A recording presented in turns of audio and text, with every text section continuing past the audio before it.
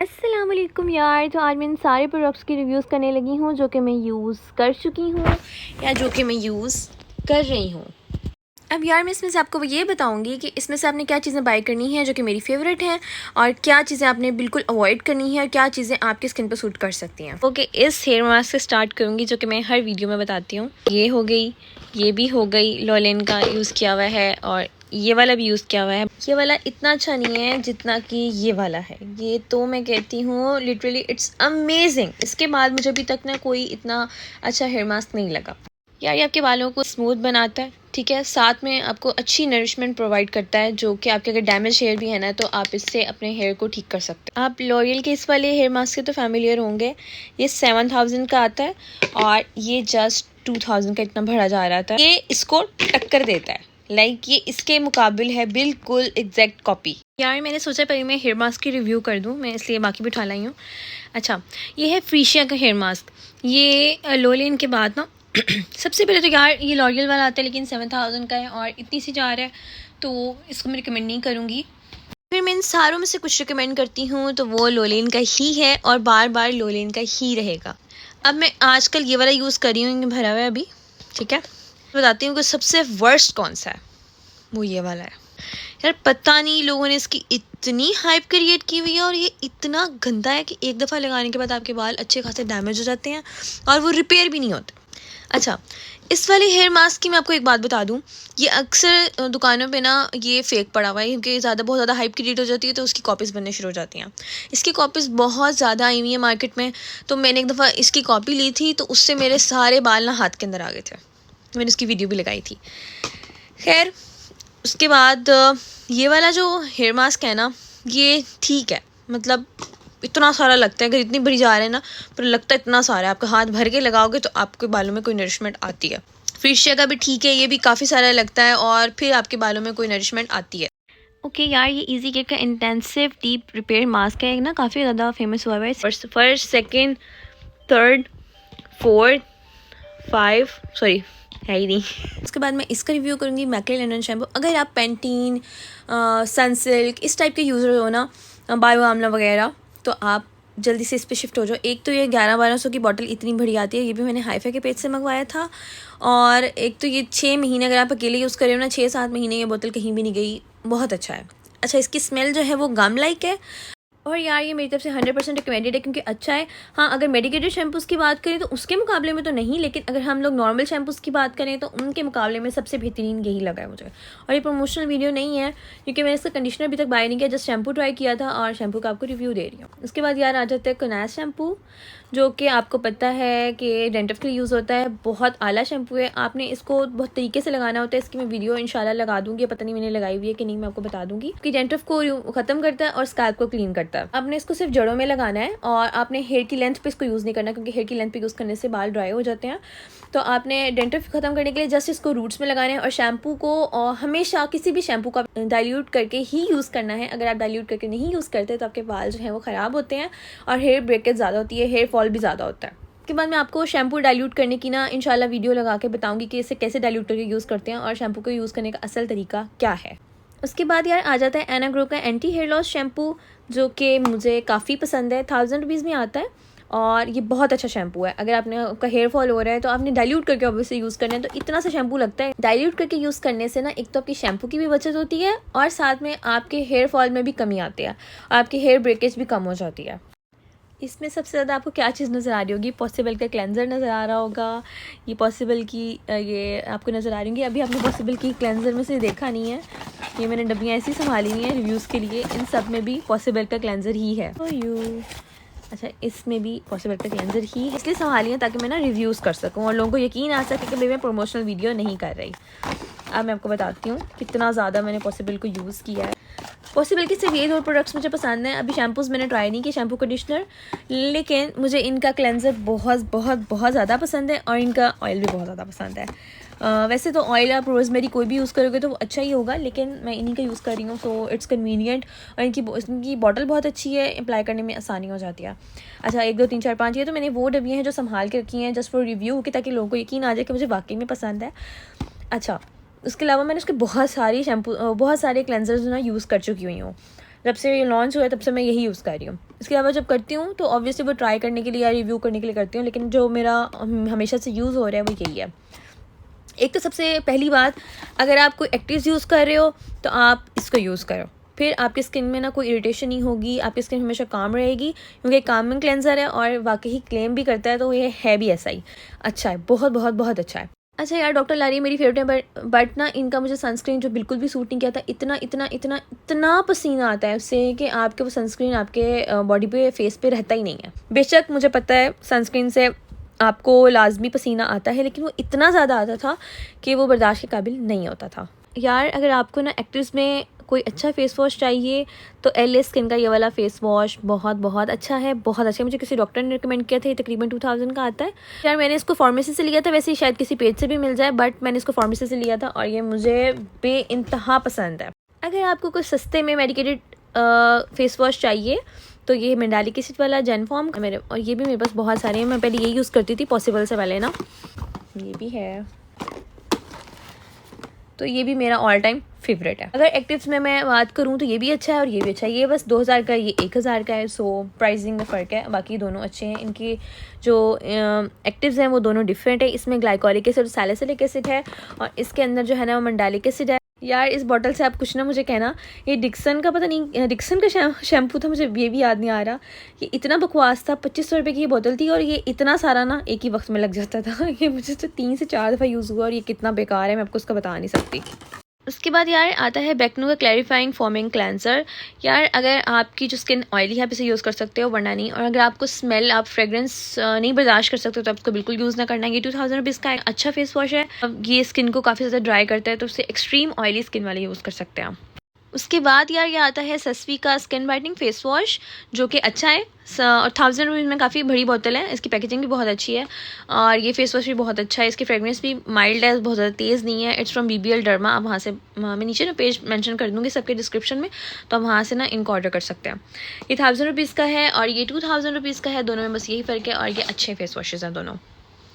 उसके बाद यार आता है ट्रेगो का एंटी एक्नी फेशियल क्लेंजर, जो कि मुझे नहीं पसंद आया, बहुत अजीब ही है ये, मतलब काफ़ी ना ऐसे फेस से चिपका सा रहता है, ऐसे लगता है जैसे उतरा ही नहीं है। ओके उसके बाद यार आ जाता है rice face wash scrub and shine. इसमें स्क्रबिंग पार्टिकल्स हैं। अगर आपको ना एक्सफोलिएशन चाहिए अपने फेस की तो आप विदाउट एनी एक्टिव तो आप ये वाला फेस वॉश यूज़ कर सकते हो। मुझे काफ़ी ज़्यादा अच्छा लगा, ये बहुत अच्छा है। उसके बाद ये है मैस क्लैरिटी का टोनर, जो कि मुझे अच्छा लगा है कि आपके ब्लेमिशेस को, ब्लैक हेड्स को ख़त्म करता है और ये मैंने फार्मेसी से लिया था, डॉक्टर ने रिकमेंड किया था। उसके बाद यार मैं ना इन टोनर्स को रिव्यू करने लगी हूँ। ट्रेगो का जो ग्लाइकोलिक एसिड टोनर है वो बहुत अच्छा है और मैं ये वाला जो है ना, ये तो 2 to 3 बॉटल्स जो है ना यूज़ कर चुकी हुई हूँ, बहुत अच्छा है। इस वाले को मैं भी ट्राई कर रही हूँ और जिसके रिजल्ट्स भी काफ़ी अच्छे लगे हैं। इसमें 5% ग्लाइकोलिक एसिड है और इसमें 7% ग्लाइकोलिक एसिड है।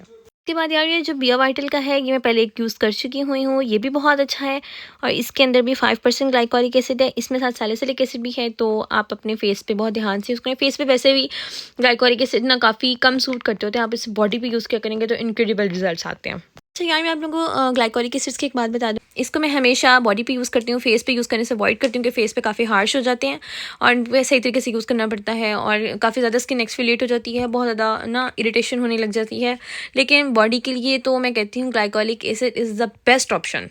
उसके बाद यार ये मैं कुछ 3 ग्लाइकोलिक एसिड और भी यूज़ करती हूँ। एक है अल्फा ग्लो, जो कि मैं बॉडी पे यूज़ करती हूँ। ये वाला जो बायो वन है ये भी बॉडी के लिए है और ग्लाइको 8 क्रीम जो है वो फेस पे यूज़ हो जाती है। ये बिगिनर्स फ्रेंडली है और ये आप अपने फेस पे यूज़ कर सकते हो या जिसकी बॉडी भी सेंसिटिव है तो आप उस पर भी ये वाली क्रीम यूज़ कर सकते हो, अच्छी है। ये तीनों मैंने फार्मेसी से ली थी। उसके बाद है यार लुमेक्सा क्रीम। ये सिर्फ आपकी स्किन को चिट्टा नहीं करेगा, आपकी स्किन को इवन टोन करेगा, आपकी स्किन के टेक्सचर को बेहतर करेगा। इसके अंदर आपको नायासिनामाइड और अल्फा आर्बिटिन कोजिक एसिड वगैरह, तो ऐसे आपको पर्जिंग भी हो सकती है, लेकिन आहिस्ता से आपकी स्किन जो है ना वो इवन टोन होनी शुरू हो जाएगी, आपके जो मार्क्स हैं वो फेड होने शुरू हो जाएंगे। तो ये एक फार्मेसी बेस्ड अच्छी क्रीम है। उसके बाद यार अगर आप कोई भी एक्टिव यूज़ कर रहे हो, कुछ भी यूज़ कर रहे हो, ऊपर एक अच्छा मॉइस्चराइज़र होना ज़रूरी है। मुझे रैपिड रिपेयर ऑर्गेनिक टैबलेट्स का बहुत बहुत बहुत ज़्यादा पसंद है, क्योंकि ये काफ़ी ज़्यादा ना एक तो आपकी स्किन को ऑयली भी नहीं करता। अगर आपकी ऑयली स्किन है, ऑयली स्किन वालों के मॉइस्चराइज़र ढूंढना काफ़ी ज़्यादा मुश्किल होता है, तो this one is for oily skin, for combination skin, for normal skin, for dry skin, क्योंकि काफ़ी ज़्यादा सूट करता है आपकी स्किन को। आपकी स्किन एक्टिव्स अगर यूज़ कर रहे हो तो उसमें लगा सकते हो, बहुत अच्छा है। क्योंकि अगर एक्टिव्स यूज़ कर रहे हो ना तो आप इन दोनों का कॉम्बो बनाओ, पॉसिबल का क्लेंजर यूज़ करो और रैपिड रिपेयर का मॉइस्चराइज़र यूज़ करो, यकीन करो आपको मज़ा आ जाएगा। अच्छा, मैं पॉसिबल का फेदर लाइट मॉइस्चराइज़र भी यूज़ कर रही हूँ, लेकिन ये इसके मुकाबले में इतना अच्छा नहीं है, रैपिड रिपेयर के मुकाबले में। है खैर, इसका क्लेंजर और जो ऑयल है वो मेरे मोस्ट फेवरेट हैं, बट इनका जो मॉइस्चराइज़र है वो 3rd नंबर पे आता है, और इनकी सनस्क्रीन तो आती ही नहीं है मेरे किसी नंबर पे, और अगर शैम्पू और कंडीशनर मैंने भी यूज़ करना है। गैंग टेलर्स की वर्स्ट प्रोडक्ट्स जो कि मुझे बेइंतहा बेकार लगती हैं, ये दोनों भी मुझे पीआर ही आई थी। राइस मिल्क टोनर इतना कोई फजूल है, इसकी इतनी कोई गंदी स्मेल है, जैसे किसी केमिकल की स्मेल हो, और डायरेक्ट अपने फेस पे लगा रहे हो। उसके बाद यार इनकी ये सनस्क्रीन ऐसे है जैसे कि प्राइमर, और प्राइमर ऐसा प्राइमर जो कि स्किन में एब्जॉर्ब भी नहीं होता, आप जब भी इसे हाथ लगाओ तो आपके हाथ पे लग जाएगा, इस तरह की सनस्क्रीन है। इसकी जेल तो नहीं है, लेकिन इसकी प्राइमर लाइक कंसिस्टेंसी है, और इतनी को बकवास है उस वक्त ही ऐसी कैसी पड़ी है। काफ़ी टाइम, मुझे पहले तकरीबन साल हो गया इसको पीआर है जस्ट रिव्यूज़ के लिए यहाँ पे रखी हुई है। ये देखें, जैसी लगी ना वहाँ से ऑयल हो गया है, और ये ऑयल ही रहेगा। आप इस पर मेकअप नहीं कर सकते, आप इसे लगा के अपने फेस पे हाथ नहीं रख सकते, यानी कि अगर 2 घंटे बाद भी आप हाथ रखोगे ना, आपको प्राइमर आपके हाथ पे लग जाएगा, यानी कि सनस्क्रीन बराए नाम सनस्क्रीन जो है आपके हाथ पे लगी हुई होगी।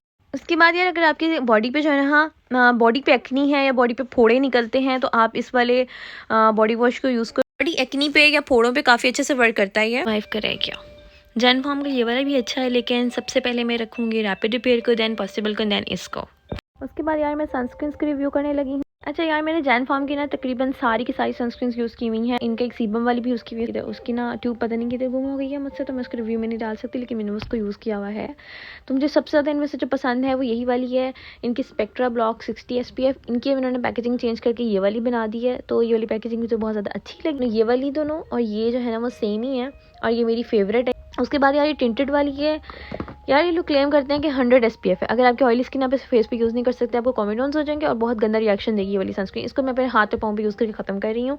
उसके बाद ऑब्वियसली मैं इसको नहीं लूँगी कि टिंटेड के नाम पे धब्बा है, क्योंकि टिंट नहीं देती, ये उल्टा आपकी ना स्किन को काला काला सा कर देती है, तो अजीब सी लगने लग जाती है स्किन। ये सनकोट की ना ऑयली स्किन वालों के लिए बहुत बहुत बहुत अच्छी है, लेकिन यार ये इसकी क्वांटिटी इतनी कम है, और ये ना उस हिसाब से इसकी क्वांटिटी ना, ये आधी ट्यूब तो खाली होती है, इतनी सी आती है।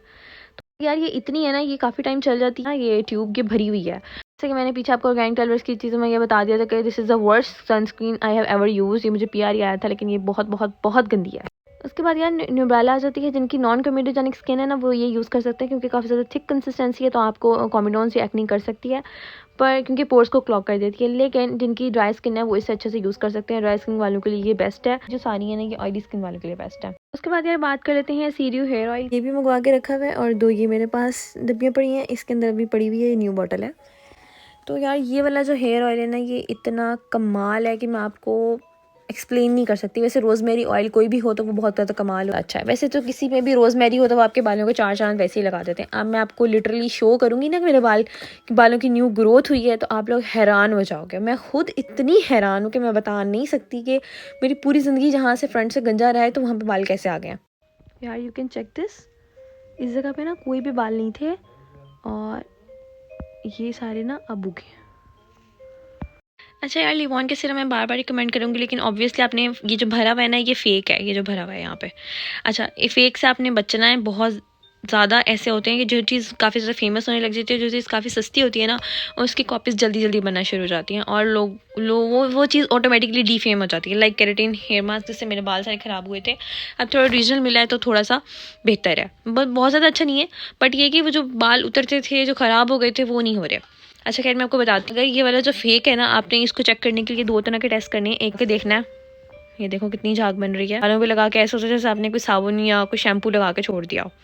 अच्छा, मैं दो वीडियोस लगाई हुई हैं जिसमें मैं आपको ये बताया हुआ है कि फायर टेस्ट कैसे करते हैं, और ये कैसे चेक करते हैं कि सीरम फेक है या ओरिजिनल।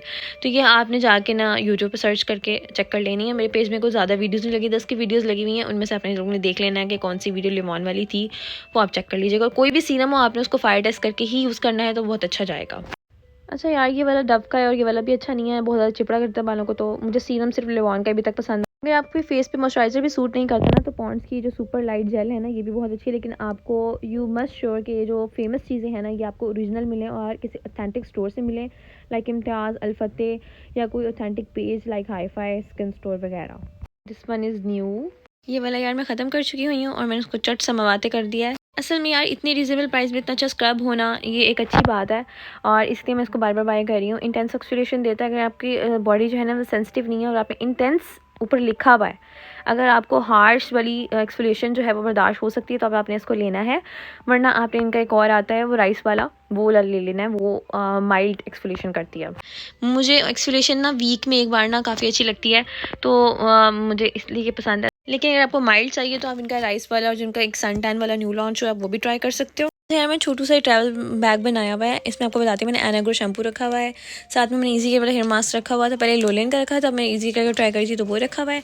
ये जो छोटी छोटी डिब्बियाँ हैं इसमें पॉसिबल का मॉइस्चराइज़र, लिवॉन का सीरम, और इसमें एलिस स्किन वाला फेस वॉश भी है, और साथ में इनका ट्रेस्मी का ना हेयर केयर स्प्रे है, वो मैं आपको दिखाती हूँ, वो मैंने डाला हुआ। It's a good heat protectant, पर ना यार ये 3000 रुपीज़ की है, और आपका अगर स्प्रे करते हो ना डायरेक्ट वालों पे तो ये बहुत ज़्यादा लग जाएगा, लेकिन और इसकी बॉटल ना काफ़ी लीक होती है, लेकिन ये बहुत अच्छा है, इसके रिजल्ट अच्छे हैं। ये आपको स्प्लिट एंड से बचाता है। अगर आपने हीटिंग टूल कोई भी यूज़ करना है तो आप इससे पहले लगा लो, तो आपके जो बाल है ना वो प्रोटेक्ट रहते हैं। वैसे लिवॉन के सीरम से भी प्रोटेक्ट, अगर आपने हाई टेम्परेचर वाली हीट यूज़ करनी है तो फिर आप इसको लगा के ना फिर हीट यूज़ कर दो तो ज़्यादा बेहतर है। पर यार आप लिवॉन यूज़ कर लो, एक ही बात है। देखो यार एक लोरेन की मेरे पास छोटी सी भी है, पहले मैंने ये अपने 100 ग्राम वाली जार ना ये मैंने अपने इस बैग में रखी होती थी ट्रैवल बैग में, अब मैंने इसको छोड़ के ना फिलहाल इजी करके रखी हुई है। जैसे वो ख़त्म होती है ना तो फिर मैं इसको रखूँगी, क्योंकि यही मेरे लिए सबसे बेहतरीन है। इसको भी यार मैंने अभी ट्राई करना है। Stay tune for my next video, जिसमें मैं नेक्स्ट प्रोडक्ट जो है वो जो ट्राई करके आपको बताऊंगी कि इसमें से आप लोगों ने कौन सी बाय करनी है कौन सी नहीं। इस वाली वीडियो से आपको कुछ ना कुछ ज़रूर अंदाज़ा हो गया होगा कि आपने क्या क्या बाय करना है और क्या क्या नहीं।